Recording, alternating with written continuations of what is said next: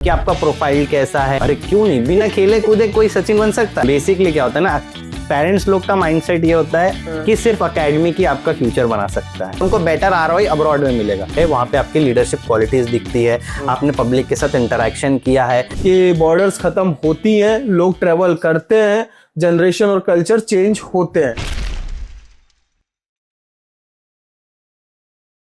चलो शुरू से शुरू करते हैं। पहले तो हम आज बात करने वाले हैं प्रोफाइल को लेके कि प्रोफाइल कैसे अच्छी बनाई जा सकती है जब आप not even study abroad only, आप जब इंडिया में भी पढ़ने का प्लान कर रहे हो या इंडिया में भी पीएचडी करने का प्लान कर रहे हो या जॉब करने का प्लान कर रहे हो, तो ये सारी चीजें भी प्रोफाइल इंपॉर्टेंट है ऑल टुगेदर।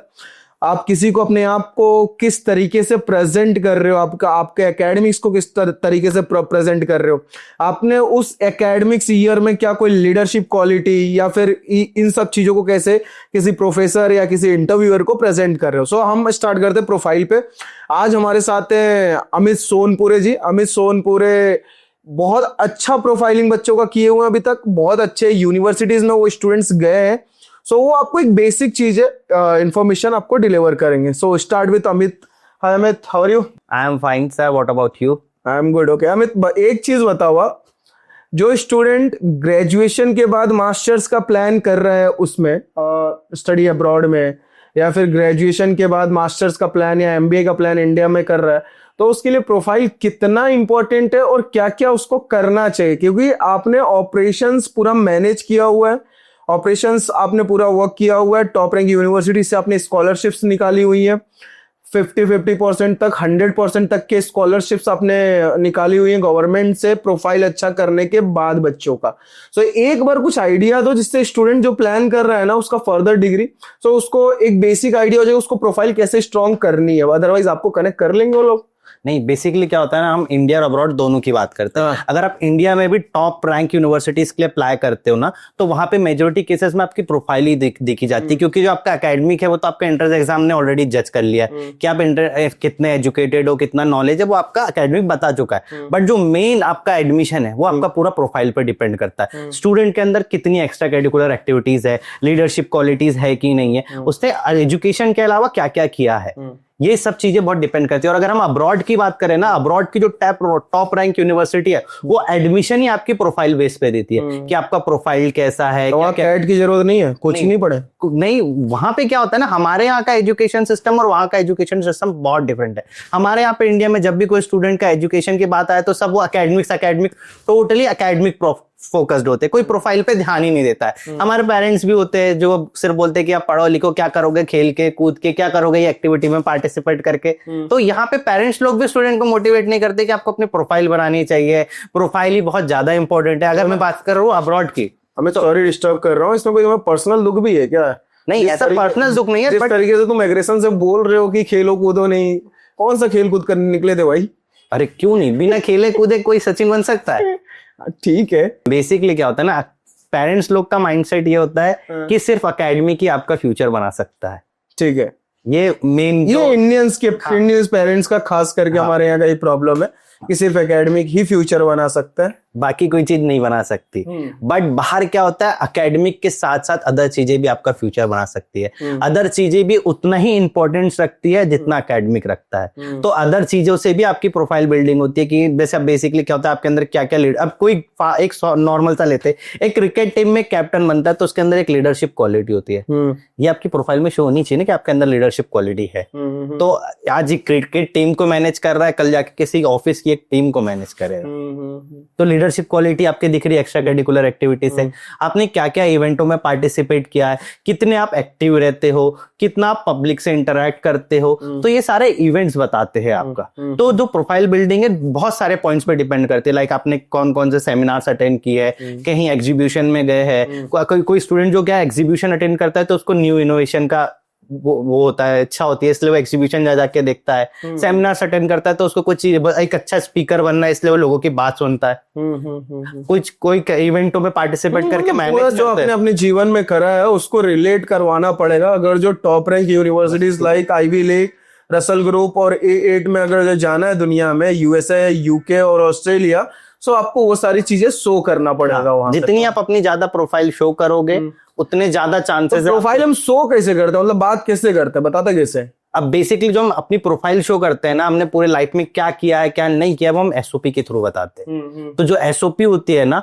अब्रॉड स्टडी में, सबसे मेन डॉक्यूमेंट होती है दो चीजों के लिए, एक तो अपने एडमिशन के लिए और दूसरा आपकी स्कॉलरशिप के लिए। कि उसी, अब बाकी आपकी प्रोफाइल को वो नहीं पढ़ेंगे पूरा, वो ये नहीं देखेंगे कितना एकेडमिक्स है क्या है, वो सीधा आपका एसओपी निकालेंगे, एसओपी को चेक करेंगे, क्योंकि उसी में आपने अपनी पूरे जीवन कथा लिखते हैं कि आपने 20 साल तक क्या किया है। सारी A to Z चीजें आप उसमें बताओगे, ठीक है। उसी को देख के वो एनालाइज करेंगे कि हाँ ये स्टूडेंट हमारे लायक है नहीं है, और चलो अच्छा भी है तो अगर हम इसको क्या स्कॉलरशिप दे सकते हैं, कितनी स्कॉलरशिप दे सकते हैं, ये सब उसी पे डिपेंड करता है। सपोज एक एग्जांपल मानते हैं कि किसी बच्चे ने प्रोफाइल नहीं बनाया, एक सिनेरियो लेते हैं, किसी के बच्चे का नहीं है, वो 70% 60% बना के वो आउट ऑफ इंडिया प्लान कर रहा है, लेकिन वो टॉप रैंक यूनिवर्सिटी भी साथ में प्लान कर रहा है कि इंडिया के बाहर तो जाना है और टॉप रैंक यूनिवर्सिटी में जाना है उसके कोर्स के अकॉर्डिंग। तो उसको उसका प्रोफाइल कैसे आप अच्छा करवा सकते हो, वो बच्चा कैसे अपना प्रोफाइल अच्छा करे? अब जैसे मान के चले कोई एवरेज स्टूडेंट है, अब वो हमारे पास आता है ना, तो हम उसके पहले प्रोफाइल एनालाइज करते हैं, तो उसमें देखते हैं उसमें क्या क्या चीज कमी है, उसने इंटर्नशिप करी है नहीं करी है,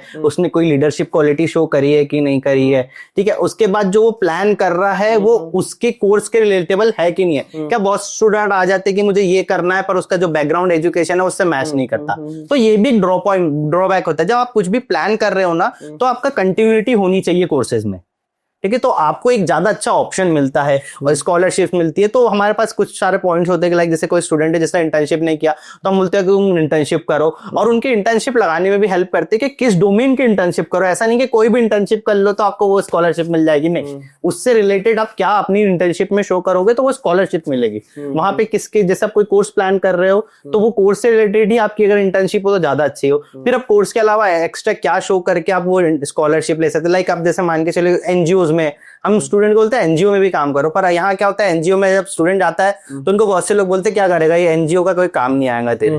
बट एनजीओ के भी आपके जो एक्सपीरियंस है वो काम आते हैं, वहां पे आपकी लीडरशिप क्वालिटीज दिखती है, आपने पब्लिक के साथ इंटरेक्शन किया है, आप में कुछ अलग सा करने का वो होता है, ये सब चीजें के थ्रू हम उनकी प्रोफाइल बिल्डिंग करते हैं। क्या एलओआर भी प्रोफाइल का पार्ट है? एलओआर मतलब मुझे एक स्ट्रक्चर दो कि एसओपी अच्छा होना चाहिए, एसओपी कैसे अच्छा होगा, एलओआर में क्या कंटेंट डाले बच्चा जिससे उसको रिकमेंडेशन जो दे रहा है अपने फर्दर स्टडीज के लिए किसी यूनिवर्सिटी को, तो उसका क्या इंपॉर्टेंस होगा, और उसके अलावा बच्चे को रिज्यूमे कैसे रिज्यूमे अपना स्ट्रॉन्ग करना चाहिए, सेम चीज एसओपी वाला ही डलता। हाँ।